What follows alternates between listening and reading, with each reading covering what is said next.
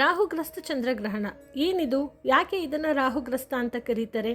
ವಿಜ್ಞಾನದಲ್ಲಿ ಸೂರ್ಯ, ಚಂದ್ರ ಮತ್ತು ಭೂಮಿ ಒಂದೇ ಸಮನಾಗಿ ಬಂದಾಗ ಅದು ಗ್ರಹಣ ಅಂತ ಹೇಳಲಾಗುತ್ತೆ. ಆದರೆ ಇದು ಯಾಕೆ ರಾಹುಗ್ರಸ್ತ ಆಯಿತು ಅನ್ನೋದನ್ನ ನಮ್ಮ ಪುರಾಣಗಳಲ್ಲಿರೋ ಕಥೆಯಿಂದ ತಿಳ್ಕೊಳ್ಳೋಣ. ಇನ್ನ ಹೆಚ್ಚಿನ ವಿಷಯಗಳಿಗಾಗಿ ನಮ್ಮ ಪೇಜ್ನ ಫಾಲೋ ಮಾಡಿ.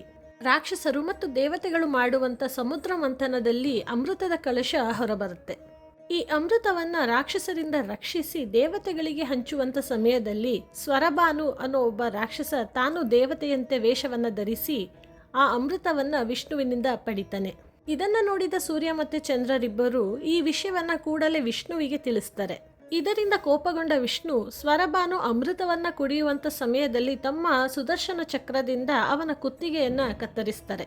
ಆದರೆ ಈಗಾಗಲೇ ಅಮೃತವನ್ನ ಕುಡಿದಿದ್ದ ಸ್ವರಭಾನು ಅದರಿಂದ ಸಾಯೋದಿಲ್ಲ. ಬದಲಾಗಿ ಅವನ ದೇಹ ಎರಡು ತುಂಡಾಗತ್ತೆ. ಅವನ ತಲೆಯ ಭಾಗ ರಾಹು ಮತ್ತು ದೇಹದ ಭಾಗ ಕೇತುವಾಗಿ ಬದಲಾಗುತ್ತೆ. ತನ್ನ ಈ ಸ್ಥಿತಿಗೆ ಈ ಸೂರ್ಯಚಂದ್ರರೇ ಕಾರಣ ಅಂತ ತಿಳಿದ ರಾಹು ಅವರಿಬ್ಬರ ಹಿಂದೆ ಹೋಗ್ತಾನೆ. ರಾಹುವನ್ನ ಕಂಡು ಸೂರ್ಯಚಂದ್ರರಿಬ್ಬರು ಓಡಿ ಹೋಗ್ತಾರೆ.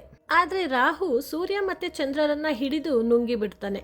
ಚಂದ್ರನನ್ನ ನುಂಗಿದಂತ ಸಮಯವನ್ನೇ ರಾಹುಗ್ರಸ್ತ ಚಂದ್ರಗ್ರಹಣ ಅಂತ ಕರೆಯಲಾಗುತ್ತೆ. ಆದರೆ ರಾಹುವಿಗೆ ದೇಹವಿಲ್ಲದ ಕಾರಣ ಸೂರ್ಯ ಮತ್ತು ಚಂದ್ರರಿಬ್ಬರೂ ಸಹ ನುಂಗಿದ ತಕ್ಷಣ ಮತ್ತೆ ಹೊರ ಬರ್ತಾನೆ ಇರ್ತಾರೆ. ಮತ್ತೆ ರಾಹು ಅವರನ್ನ ಹಿಡಿದು ನುಂಗುವ ಪ್ರಯತ್ನವನ್ನ ಮಾಡ್ತಾನೆ ಇರ್ತಾನೆ.